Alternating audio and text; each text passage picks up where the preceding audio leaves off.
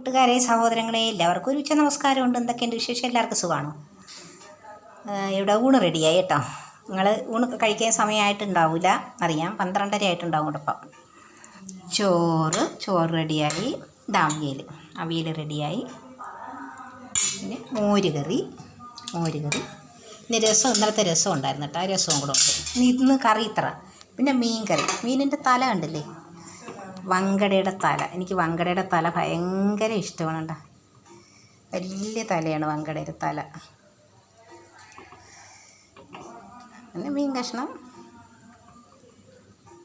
വെച്ചത് എങ്ങനെയാണെന്നറിയാലോ. സാധാരണ നമ്മൾ വയ്ക്കുന്ന കണക്കില്ല. ഇഞ്ചിയും വെളുത്തുള്ളിയും സവാളയും ഇതെല്ലാം വഴറ്റി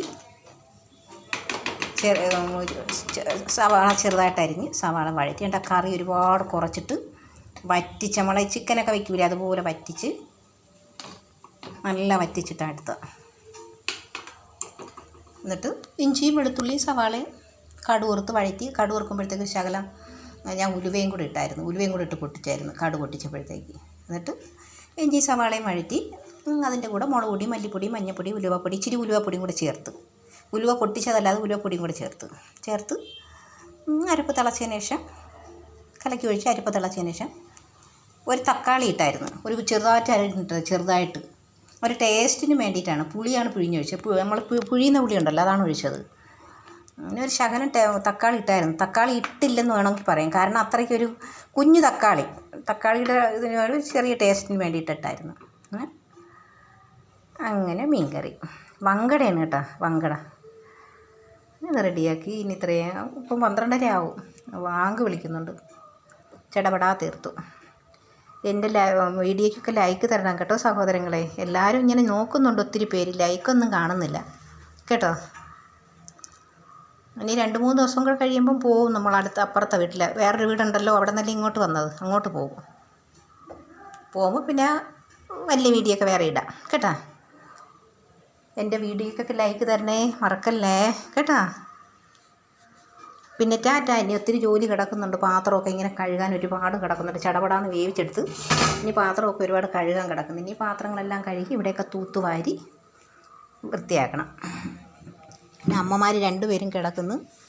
ലതയ്ക്കകത്ത് ഇച്ചിരി ജോലിയുണ്ട്. കുറേ കൊണ്ട് അങ്ങനെ ഇരിക്കുന്നു. പിന്നെ ശരി സഹോദരങ്ങളെ, കൂട്ടുകാരെ, ടാറ്റാ. കഴിക്കാൻ റെഡിയാണല്ലോ അല്ലേ? സമയമായിട്ടുണ്ടായില്ല, 12:30 ആയതേ ഉള്ളൂ.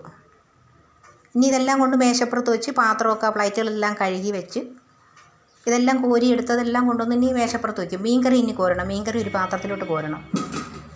പാത്രത്തിലോട്ട് കോരിയിട്ടാണ് നമ്മളവിടെ കൊണ്ട് വെക്കാറ്. മീൻകറി ഉടയാതെ ഇങ്ങനെ കഷ്ണങ്ങളൊക്കെ കൂടെ എടുത്ത് നമ്മളവിടെ കൊണ്ടുവന്ന് വയ്ക്കും. ആദ്യം തല കഷ്ണം. ഇറച്ചിക്കറി പോലെ ഇരിക്കുന്നത്. അത്രയ്ക്ക് നല്ല കട്ടിക്ക് കുഴമ്പ് പരുവത്തിനാണ് വെച്ചത്. ഇതിൽ ശരിക്കും പുളിയൊന്നും അങ്ങനെ പിടിക്കത്തില്ല. ഉപ്പും പുളിയൊന്നും അങ്ങനെ ഇതിൽ ശരിക്കും പിടിക്കത്തില്ല കേട്ടോ.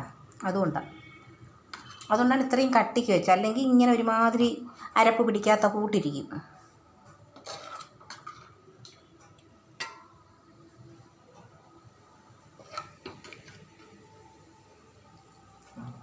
പിന്നെ രസവും മോരുകറിയും ഉണ്ടല്ലോ, അതുകൊണ്ട് കറിക്ക്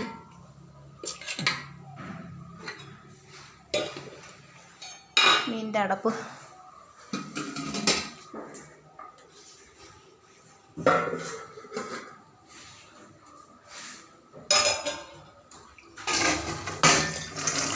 മോരിലടയ്ക്കാൻ. എന്നാൽ പിന്നെ ടാറ്റാ. ഇതൊക്കെ എടുത്തുകൊണ്ട് വയ്ക്കട്ടെ. ടാറ്റാ.